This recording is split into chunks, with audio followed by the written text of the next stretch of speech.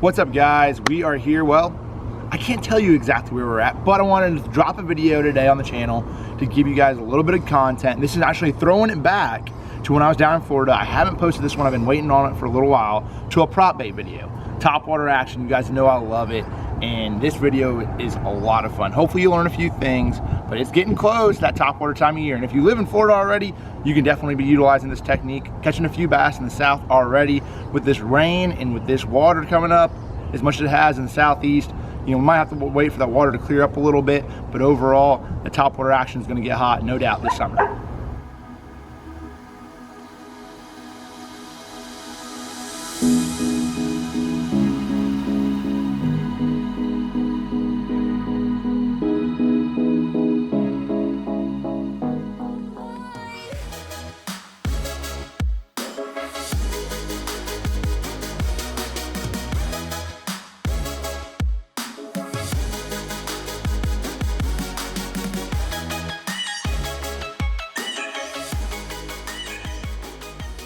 What's up, guys? We're down here in Florida, and one bait that excels all over the country, but especially in Florida, is a prop bait. You know, there's a lot of prop baits out there on the market, but I'm going to talk to you a little bit about the tactic and the technique of how to throw this prop bait, from line size to rod and reel setup to the actual technique of throwing that prop bait out there and catching a few fish. So let's dive into it. Let's hop on the trolling motor. I'm going to show you a little bit about it. You know, setup is a huge deal when you're throwing a topwater bait.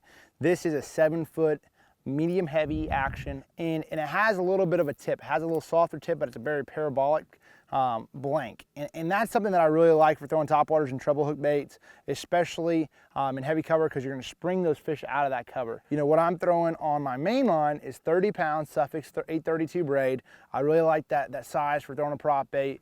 It casts well, does really well with that. And then on top of that, I throw actually a 20-pound Suffix 4-carbon leader. And you ask me 4-carbon, well, when you have a small leader like this, it's only 6 to 8 inches. It's not going to matter that much. And the line sinking is not the worst thing. A lot of times it'll make that prop bait act a little bit better and make it actually dig down into the water a little bit more and get a little bit more action. I'll make a cast here. I'll show you a little bit about what we're doing. And right now we're out here in the middle of a big, giant grass flat. And anything that's isolated is something that you're really going to want to pay attention to. You know, basically where the mats start and where they stop is a great place for those fish to spawn at. That's why hydrilla, or mats in general in Florida, really play a big role. You'll see little buggy whips and old cattail roots. A lot of times these bass are going to spawn on isolated places like that. You know, it doesn't have to be old cattail roots. It could be a small little, you know, patch of hyacinth. It could be a patch of hydrilla out here in the middle of nowhere that's a little bit thicker. It can be, you know, a patch of lily pads. Something that's different is the key in Florida a lot of times to getting bit. And so for me, when I'm throwing this prop bait, I'm really utilizing this thing to fish the more specific pieces of cover. You know, there's a little stick right there, okay? You know, I might throw it out there, and I'm gonna work it real slow. You know, it's real windy right now, but that prop bait has those 2 propellers on it, so it's gonna have a disturbance enough to really, you know, really make this fish notice it's up there, you know, especially in shallow water. Right now we're sitting pretty shallow, you know, probably, if I had to guess, 1.5 foot. Yeah, we're about 1.5 foot deep. Now, one little tip that I really like about throwing a prop bait, especially in pre-practice, you know, if I'm fishing these areas, I'll have my hooks rolled in, so I'm gonna get a pretty good idea of how big the fish was that blew up on me. You know, a lot of times when you're catching these fish on a prop bait, they're probably, you know, spawning. They're probably up there spawning or getting ready to spawn or cruising, and especially on a key piece of cover. You know, if you got a little reed head, isolated patch of lily pad, something like that, you know, if a fish blows up on you and you can tell it's a pretty decent sized fish, you know, 2.5, 3, 4 pounder, you know, hey, you know to mark that waypoint and come back. If it is a small one, that doesn't mean not to come back, because a lot of times that means the male is spawning there, and you might throw that exact same cast later on that week and a big female sitting there. So don't underestimate, if you get a couple bites in an area and you're getting a few males, especially if it's on a warming trend and a moon, do not overlook those areas. Sometimes going back to the same areas and throwing that prop bait around those places where those males were, those females can move in on the right conditions. You know, obviously if it's going to stay cold or something like that, and it's not, the conditions aren't set up right for that to happen, then, you know, we might not put that prop bait down and maybe not go back to that area. one thing that I'm doing right here, I'm really covering a lot of water. So when I make a cast, especially on these big giant grass flats, you know, a lot of hyacinths are actually just floating around out here. So there's nothing really to target. I'm just making a big long cast. And sometimes that's the way you'll catch a big fish, or you'll find an area that the grass is a little bit thinner. You know, I would say for me, when I'm throwing a prop bait, the ideal depth is probably anywhere from 3 foot and shallower, you know, up to 6 inches.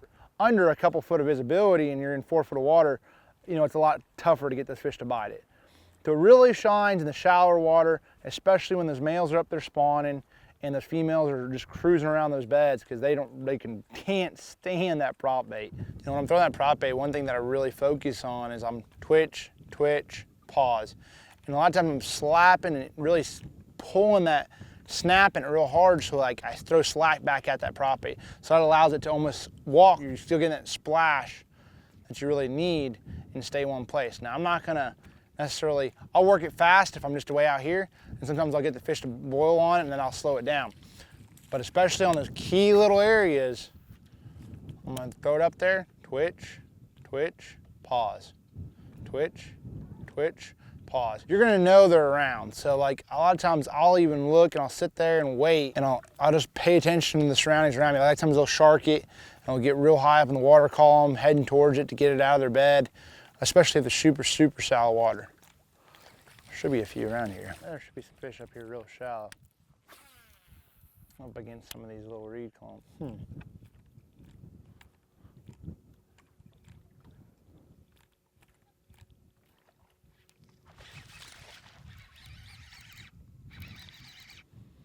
There's one. Not a big one. A little male up there. But he got it good, so you like to see him eat that front hook. And anytime, I mean, that could be, you know, a 4 or 5 pounder, you know, you just realistically have to cover a lot of water. And you could tell that fish right there, even when you see him, you know, set the hook on that fish, really pay attention and don't, you know, pull into him. Don't set the hook real hard. Ooh, that girl almost got me. Just a little male, very easily, a big one can be right up there with her. Right up there with him. I can remember a story. I remember a tournament in Florida. The first day of the tournament, I catch like 11 or 12 pounds, and I find this 6.5 pounder sitting on the bed. And I sit there and I work her and I work her and I work her, and I cannot get her to bite. She'd come in there and nip my bait, and I'd switch baits and this and that, and could not catch her. And I'm sitting there and I'm like, man, what the heck? So anyway, I end up only catching 11.5 or 12 pounds the first day. I get caught up with her, spend like 3 hours on her. And very next day, what I do, of course, I'm gonna go there. So I pull up there and she was on a little isolated little stick. First cast I make with a prop bait. Throw it up there, twitch, twitch, kapaloos! She gets it, she's 6.5 pounds. I get her in the net, and this is back when I was fishing FLW. And literally, it was just one of those things, like maybe she would have bit the day before, but at low light conditions, throwing that prop bait over was, you know, was the ticket in getting her to bite. And sometimes those fish that you can't catch on the bed, sometimes backing off of them and throwing that prop bait over, something over the top of their head, can really trigger those fish into biting. So one time it definitely helped out. There's no doubt about that. You know, when I'm just making casts down these edges looking for fish, a lot of times I won't fish as slow. You know, I'm really only working that prop bait that slow. I mean, you really have to cover a decent amount of water to find them. And I only really cover that much, really slow that prop bait down when I know there's one there and I locate a fish. It's almost like I know they're on a bed, more than likely they are. They're protecting something, whether it's fry or it's their actual bed.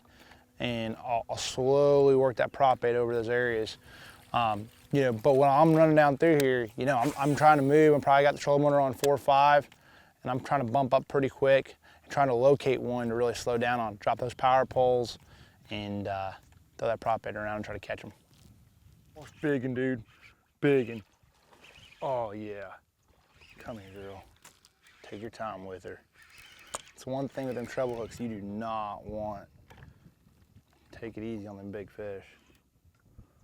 Let them run themselves out. Good one. Oh yeah. Let's see here.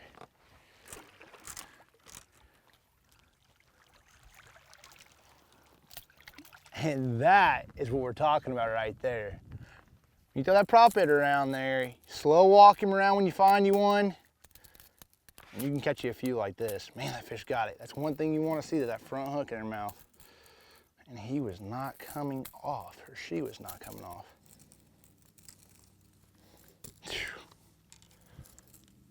Prop bait, little orange in him, perch color, bluegill color, big bass in Florida.